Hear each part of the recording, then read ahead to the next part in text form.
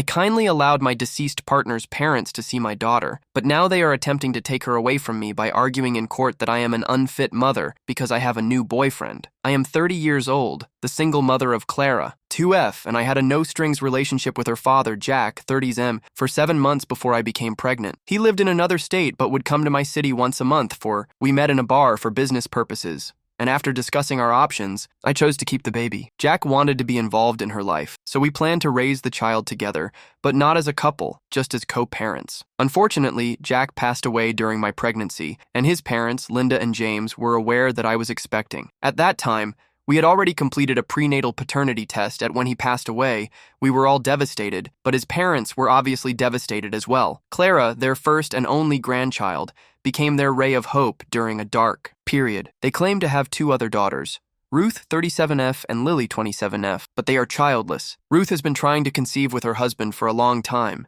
and Lily is childless and single. Jack's entire family lives in a different state while I have my family and career in the city where I currently reside with Clara. With the exception of Lily, who lives overseas, they have a family business, so their lives are there. Since Clara was born, we have an agreement that isn't legally binding, but we all agreed that her grandparents and aunts should visit her twice a month. James and Linda are the ones who visit Clara the most, but Ruth also occasionally visits. Truly value their presence in her life from the start. One of the highlights of our relationship was visiting their state with Clara. They own a large property that has been in their family for more than a century, as well as a family business. In their small town, they are treated like royalty, and I wanted Clara to know that. I know it's beneficial for my daughter to understand her heritage, but I've already been to their hometown 3 times with Clara since she was born.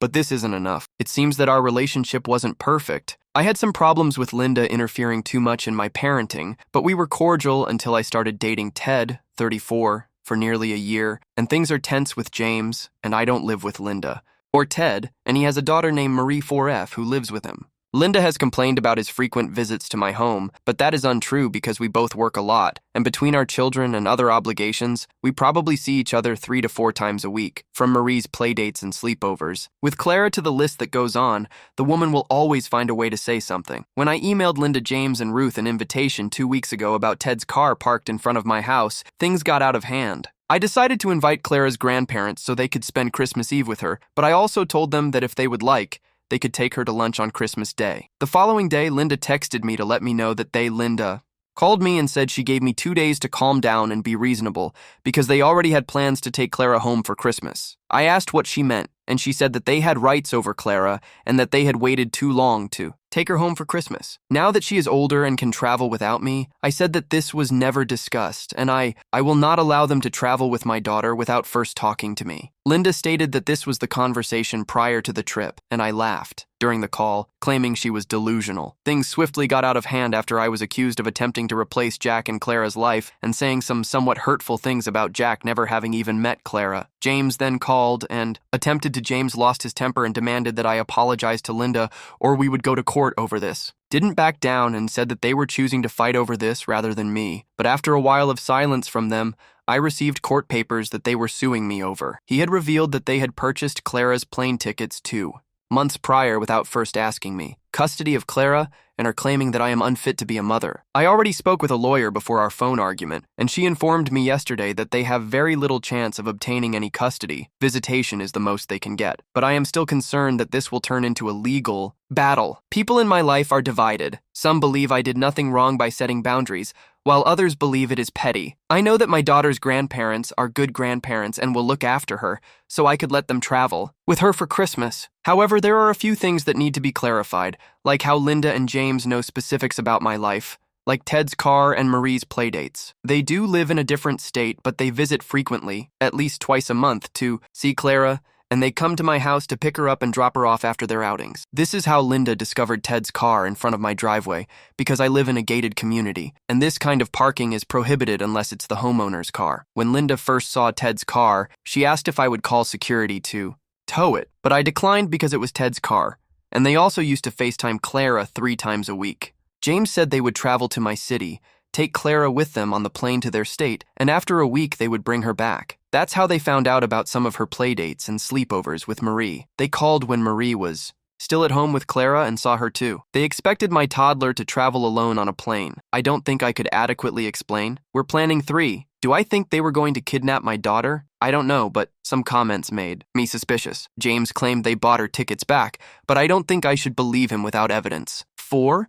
Do I still keep in touch with them? My lawyer suggested that I stop seeing Clara in video calls and only talk to my daughters today was all about creating a fun binder and recording every little detail. Thank you very much for the advice, guys. Don't worry too much. Clara and I live in a very secure community with cameras and armed security, so no one will take her from me. Our grandparents, through our lawyers, are not blocked on my phone, but I won't get any calls from them if they text or email me. One NTA commented, "They bought plane tickets 2 months ago without asking you. That's not planning ahead. That's delusional travel agency energy. You are Clara's mom, not some vacation rental they can book on Airbnb." Oh, that's exactly what irritated me the most. Who does that with someone else's child? They act like Clara is their child, not mine. If I were you, the commenter said, my lawyer is a fierce woman with nearly 20 years of experience in family law. My sister is a lawyer and was a college student. She immediately advised me to call her former teacher, so I did. Commenter 3. This is the most aggressive and dishonest lawyer I could find to drag their names through the mud. You cannot trust your child with them. They are selfish and unreasonable. Bullies. Do you have a security system at your house? I would be concerned about them showing up. Oh, I have a very good security system in my house, and my dad made sure to supervise the installation when I moved in while pregnant. There's no way they'll show up without being recorded. This is your child, so they have no right to demand anything, and you were gracious enough to include them in your life. Been more than helpful in building a relationship with them. I am certain that they won't be granted custody, but I'm wondering if grandparents' rights exist in your country. If they do, I would fight to ensure that all of the visits take place close to you. It would look bad for them to take her and try to keep her away from you. But my lawyer claims that they have already shown themselves to be dishonest and shady. Dead? They have grandparents' rights in my country, but they can only visit and live in the same city as the child. She believes they won't have custody, so this could limit their access to her more than before. Upi explains the specifics of Clara's inheritance in her country. Following Jack's death, her inheritance was already obtained and secured. She inherited 50% of her. When her grandparents die, the law in this area states that if you die without being married or having a common law partner, you must live with someone for at least 6 months in order to be considered a legal partner. If your parents are not living, 50% of your assets will go to your children, and 100% will go to your children if you are childless. If your parents are still living, she can inherit without an executive, but I did place her assets in an investment trust to prevent future problems or claims that I spent all of her money. Update February 11th, 2025. Hey, I shared my story here a few months ago and was shocked by how quickly it went viral on Reddit and other apps that I wasn't sure if I should post an update because I was afraid of being doxxed, and I got a lot of hate mail and people reposting my story, bullying me, and wanting me to lose custody of my daughter. I showed my lawyer my post, and she said I could update if I kept the fake names and didn't give up personal information. And so far, no one in my life has found it. It makes sense because English isn't the first language in our country. Having said that, I like to state that I'm not the best at grammar and writing in English because it's my second language, but I was horrified by how many people criticized me for it. Some claimed that I must be an alcoholic to make so many grammatical errors and that I should lose my daughter because I'm a drunk, but I don't. When you guys start speaking or writing in a second language, I hope you don't run into someone like yourselves who will bully you for not writing exactly in the right way when it's not even your mother tongue. I know the internet can be toxic, but some people are going too far to bully others, and this is very low. I just hope that everyone who criticized my writing skills has more knowledge than I do. Over 2 months have gone by, and a lot has happened since my life became so chaotic. For a few weeks, I felt like I couldn't enjoy Christmas the way I really wanted to because I was always worried about the custody lawsuit. I'm glad that this is over, and I want to thank everyone who was worried about Clara for being so kind. To be honest, I think more people were kind and gentle than bullies, so I am really grateful for that. I sincerely appreciate your well wishes. Fortunately, no one attempted to take Clara away from me. I know many of you expressed concern that they might try to kidnap her, but nothing has happened since I posted. I worked with my lawyer, my family, and even the home security company for several days to make sure Clara was safe and all of my security cameras were operational. I have to thank you all for the amazing advice I received. I don't want to put too much weight on talking, but I had all the paperwork I needed for court, and my lawyer and I prepared a ton of paperwork about my CLA. I even got the backlog of visitation in my gated community, which shows that Ted has never stayed here. My family was very aware of my fears of kidnapping, and they made sure to always be around us. About haters, because 90% of the messages and comments were genuinely kind and considerate. I did my best to listen to my lawyer, and many of the things you guys suggested we do to protect ourselves. In addition, I spoke with Clara's pediatrician, dentist, swimming instructor, and even my parents' church, where Clara occasionally attends the children's classes. They are aware of the lawsuit and have advised that no one should divulge information about Clara or me under any circumstances.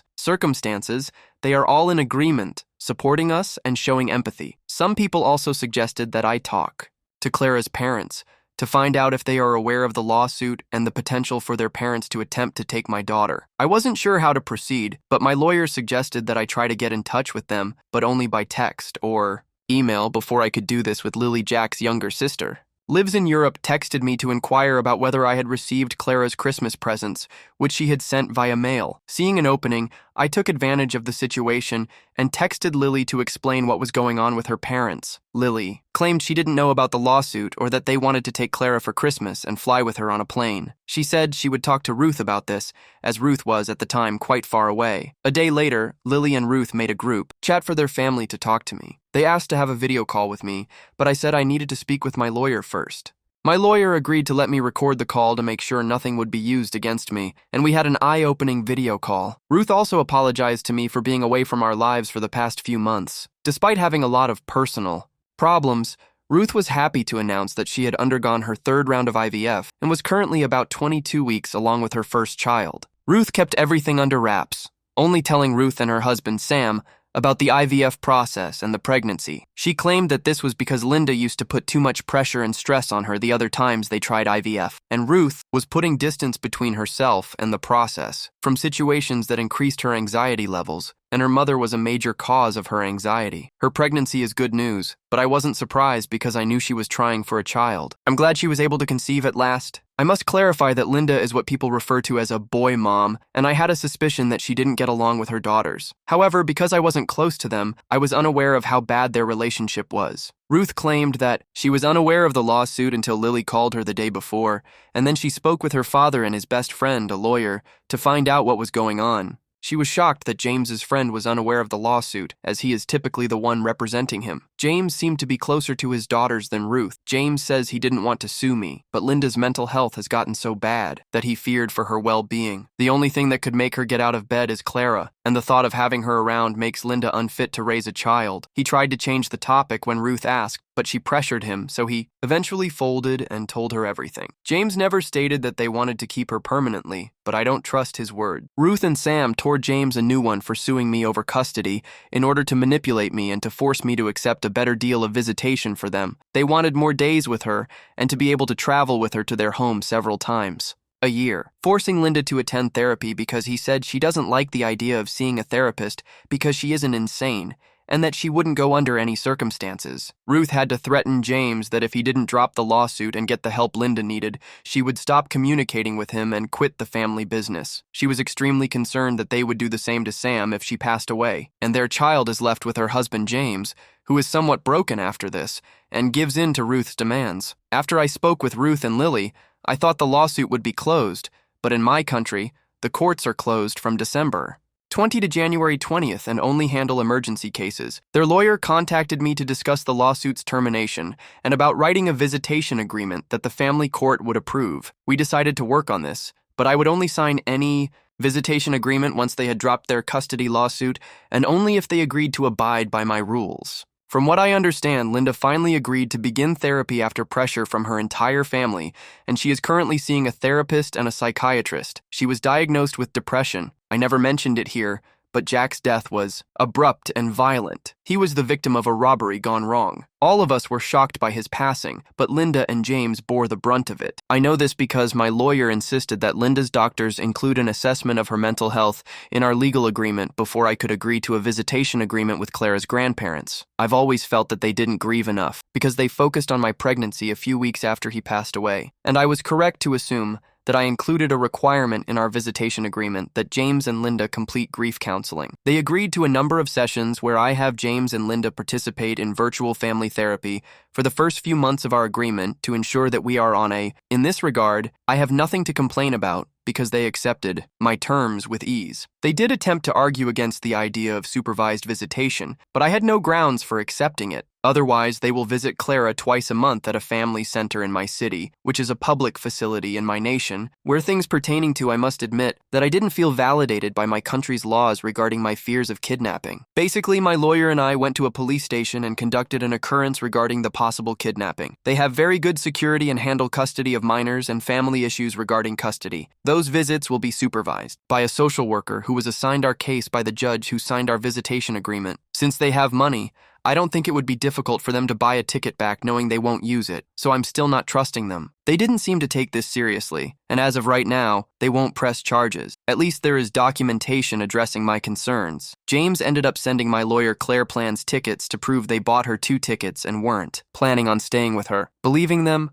I don't have any plans to allow them to visit Clara unsupervised. Even their aunts are aware that they will be supervised when they visit Clara, and everyone is currently on board. The visits began a few weeks ago. Let's see what happens next. I also don't plan on visiting their state or city anytime soon, because I am genuinely afraid that they will use their influence too. As of right now, Clara and her mama bear are doing well and enjoying a few days together, so I have to remove my kid so I won't make it easier for them. Thank you again for your assistance and well wishes. Celebration because we had an extremely rough Christmas.